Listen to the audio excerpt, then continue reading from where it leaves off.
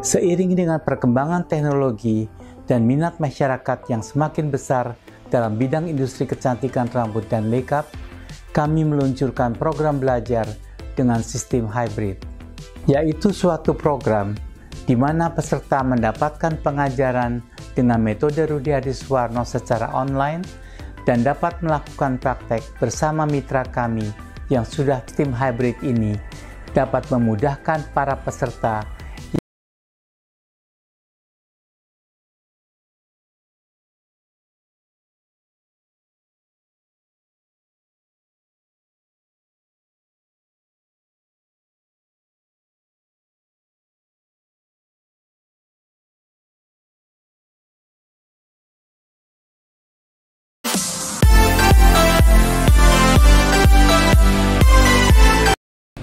balik lagi di kursus salon murah. Agak batu. Jadi video kali ini aku mau jawab pertanyaan ya. Kebetulan pertanyaannya dari Yuliana Tan. Jadi dia komen di salah satu videoku yang stok produk salon itu penting. Jadi dia pertanyaannya kayak gini. Gimana caranya ngasih harga untuk pewarnaan Kak? Di sini banyak yang mau hasilnya bagus tapi maunya murah. Sedangkan untuk stok cat modalnya besar, tolong dijawab Kak. Halo Yuliana Tan, pertanyaanmu tuh bagus banget. Hampir dialami semua yang punya salon ya. Kendalanya di harga. Jadi gini. Ini aku jawab menurut sepengetahuanku ya. Aku nggak mau lihat dapurnya orang lain. Jadi aku jawab sesuai dengan dapurku sendiri.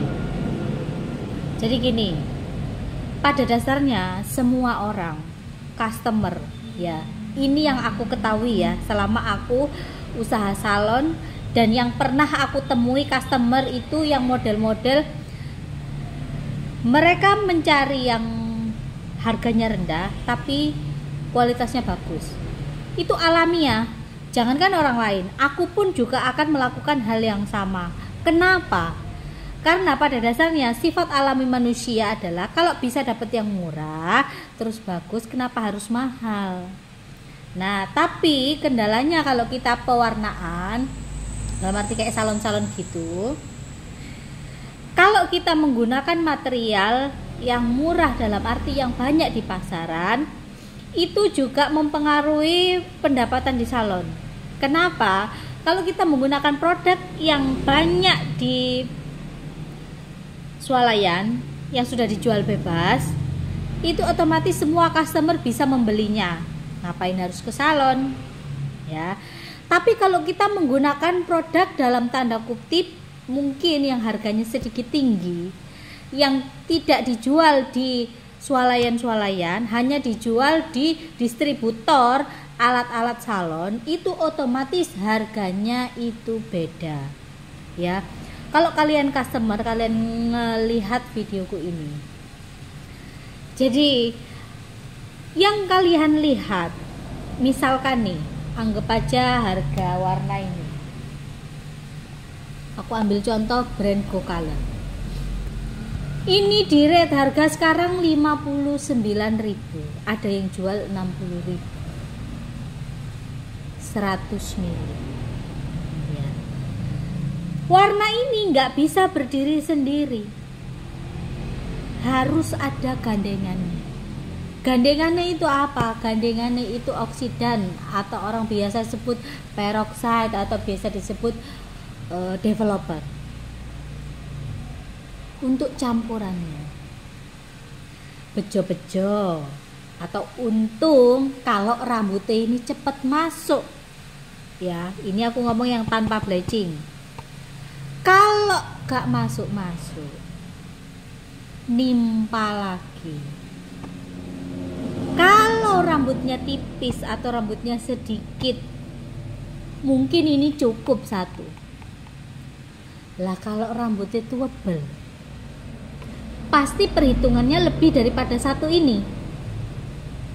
Otomatis bahan yang dipergunakan itu lebih banyak. cara kerja yang dipakai juga double gitu loh. Otomatis kita kerjanya 2 kali, bisa sampai 3 kali. Kalau misalkan minta harga yang murah, otomatis mending nyemiro dewe, karena setiap warna itu mempunyai kesulitan sendiri-sendiri. Kita ndak usah ngomong yang warna-warna yang maksudnya itu yang susah-susah kayak balaik atau French balaik atau apalah itu namanya, semuanya itu yang teknik-teknik yang anyam, teknik sedikit sasar, teknik yang dasar aja. Terkadang kita mau masukin warna itu ada yang tidak bisa sempurna 100%. Terkadang boros cat segala macem, itu kan juga harus diperhitungkan gitu loh. Kalau kalian yang nonton videoku ini adalah pelaku usaha salon, seperti yang ditanyain Yuliana Tan, kalau aku pribadi ya, untuk ngecas harga, anggap aja ini rambutnya seginilah, rambut potongan bob. Tunggu aku buka colorbook dulu. Ini aku ngomong yang rambut yang normal, dalam arti rambut sing perawan, sing gak pernah diitemin ya. Anggap aja dia mau warna ini di 7.4 coklat gitu, coklat bata. Perhitunganku, misalkan ini tidak pakai bleaching ya, aku pakai 1 kotak ini kurang, otomatis aku harus pakai 2 kotak dong ya, 2 kotak. Sedangkan aku dapat harga dari sales ya, harga sales sama harga toko itu beda ya. Harga toko itu jauh lebih murah daripada harga sales visit ke salon. Kenapa? Karena kalau visit ke salon dia itu bonusnya terbatas karena ordernya pun terbatas. Kalau di toko mereka kan mainnya kuantitinya besar, makanya dia dapat harganya itu lebih rendah. Jadi otomatis kalau sudah nyampe di tangannya di salon itu bisa jadi dia mainnya cuma bonus aja, nggak bisa potong harga. Anggap aja ini kita hitung bulat 60.000 nih. Lah ini aku habis 2 katakanlah. Habis 2 dengan perbandingan rasio 1:1.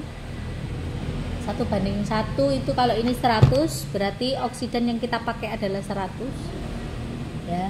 Berarti 2 ini sudah 120.000. Terus oksidannya aku hitungnya ya sisa dari ini 60.000 satu. Per 100 gramnya aku hitungannya itu di 40.000. Berarti modalku adalah 2 itu sekitar 200.000 untuk ngerjain rambut ini. Nah, 200.000 kita bisa kasih harga ke customer berapa? Jadi gini, ongkos kerja itu yang menentukan kamu. Kamu tuh berhak dinilai itu seberapa, gitu loh. Kalau kamu nggak sewa, ya otomatis kamu tidak memasukkan biaya sewa ke dalam treatment kamu. Contohnya seperti aku nggak sewa, ini aku punya sendiri rukonya. Jadi sudah tidak aku masukkan ongkosku untuk ngerjain rambut segini, ya. Ditambah ongkos saya, terus habis itu biaya listrik, biaya pegawai. Anggap aja hari ini misalkan yang masuk itu aku 1, ya, aku hitung 50.000. Diriku pun sendiri sudah ku hitung 50.000, jadi 300.000. Nah, untuk tetek bengeknya, biaya listrik, belum lagi air karena kita nyuci bolak-balik, ya kan? Aku patok di harga segini itu di 300 sampai 350. Bisa jadi 320. Yang 20.000 untuk operasional listrik sama air, bisa jadi kucasnya 350.000. itu sudah harga yang standar. Karena apa? Aku menghitungnya itu dari jumlah kuantiti warna yang kupakai. Ya, dari jumlah warnanya. Dan kalau kita main warna di salon, kita itu harus mempunyai stok yang lengkap. Kenapa? Makanya itu di salon-salon yang pemain warna itu mereka ngecasnya tinggi. Karena kayak gini tuh ya, kadang satu ini kita harus memilikinya, punya stoknya ini hampir 50% itu kita harus ada setiap kodenya. Nah, otomatis budget yang kita keluarkan pun besar gitu loh. Jadi kalau kamu perhitungannya kamu tidak sewa, kamu bisa ikuti caraku. Tapi kamu juga harus memperhitungkan berapa salary dari pegawaimu sendiri. Kalau salary-nya lebih murah, otomatis kamu juga bisa menekan operasional. Katakanlah kamu misalkan di daerah kamu tidak harus membeli air karena biasanya kan bor-boran tuh. Itu nggak dimasukin nggak apa-apa. Itu kos harganya juga akan menurun. Kalau listrik sudah pasti paten kita bayar. Tapi kalau untuk kayak air itu kan bisa diakalin kalau sumber daya air di tempatmu ini banyak dan melimpah. Jadi harusnya sudah cukup jelas ya. Perhitungannya itu kalau aku dari jumlah yang kupakai. Jadi peroksid berapapun akan aku hargain. Gitu. Karena apa? Nggak satu gandeng sama ini. Bukan satu paket. Dia berdiri sendiri, kita harus beli lagi. Jadi aku harap perhitungan seperti ini kalian mengerti. Kenapa harus mengerti? Karena pelaku usaha salon ya, kenapa rata-rata itu yang aku temuin mereka jarang banget yang namanya bisa bertahan lama. Kecuali salon yang memang sudah jam terbangnya tinggi dan sudah punya nama dalam arti terkenal banget. Ya itu pun kadang masih begini keuangannya. Karena apa? Kurangnya pintar menghitung operasional salon. Kelihatannya sepele sih 60.000. Terkadang mereka menghitungnya ininya tok, tidak menghitung peroksidnya, tidak menghitung bleachingnya yang dipakai, misalkan pakai bleaching. Nah hal-hal kayak gitu tuh kan nggak bisa, mempengaruhi kita punya keuangan sendiri. Ibarat kata nih kalau kita punya usaha, harus dikesampingkan yang namanya tidak tega. Kita usaha, kita pakai modal, kita pakai uang, harus diperhitungkan benar-benar. Kalau kita mengejar yang namanya murah aja, ya salonmu mungkin akan rame, tapi habis itu nggak ada uangnya. Ketoknya ada duit masuk ya. Tapi setelah kamu hitung-hitung global setiap bulannya, pembelian produk, gaji pegawai, maintenance salon, nggak dapat apa-apa. Yang ada kamu rugi. Jadi usahakan ketika kalian mempunyai usaha itu benar-benar dihitung. Kayak aku tadi, untung buat diriku sendiri 50.000 per ngerjain. Ada lebihnya ya alhamdulillah gitu loh. Itu kalau saya. Tapi kalau dapurnya orang lain mungkin ada ini kalau yang di temanku ya, ini aku kasih sedikit gambaran aja. Kalau di salon temanku yang jam terbangnya notabene ini memang benar-benar dia tinggi, terus lagi yang datang itu kalangan menengah ke atas. Jadi misalkan nih kayak aku tadi di rate harga habisnya misalkan 200.000 ya, misalkan udah habis 200.000 nih. Kalau ditambah ongkos pegawai tanpa aku ya, tanpa komisiku istilah kasarnya kan 250.000. 250.000 itu bisa dikalikan 3. Kenapa bisa dikalikan 3? Satunya untuk operasional, yang kali satunya lagi untuk keuntungan bosnya. Berarti kalau dikali 3 itu sekitar 750.000. Dan itu harga standarnya untuk kelas menengah ke atas. Bagi yang mampu ya, dikali 3. Biasanya itu seperti itu. Memang seharusnya itu seperti itu. Karena apa? Kalau kita perhitungannya cuman keuntungan kayak aku gini, karena kan salonku ini dibilang kelas atas sekali enggak. Aku mainnya di kelas yang middle, di tengah-tengah. Otomatis kita tidak bisa menjual dikali 3. Ya. Kita mendapatkan satu customer ya, itu diuntung 50.000 itu sudah bagus. Ya. Kalau lagi syukur-syukur perhitungan di oksidan yang kita pakai ini ada sisa keuangannya, ini masuk di kita. Nah, keuntungan segitu kira-kira nyocok enggak Kak untuk operasional yang lain-lainnya? Nyocok. Kita mainnya kan dari sini.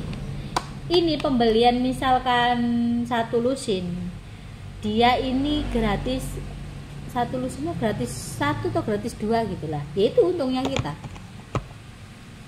Kalau aku sistemnya, aku menjual sedikit, keuntungan sedikit tapi terus. Kan ada nih beberapa, ya aku nggak bilang semua, ada yang langsung gigit banyak tapi dia maksudnya pemasukannya itu ya jarang ada yang datang. Dan kalau aku selalu menyesuaikan keadaan lingkungan ya, kembali lagi cek dan recheck sekitarmu, kemampuan finansialnya berapa, jadi kamu bisa menentukan warna apa yang kamu pakai.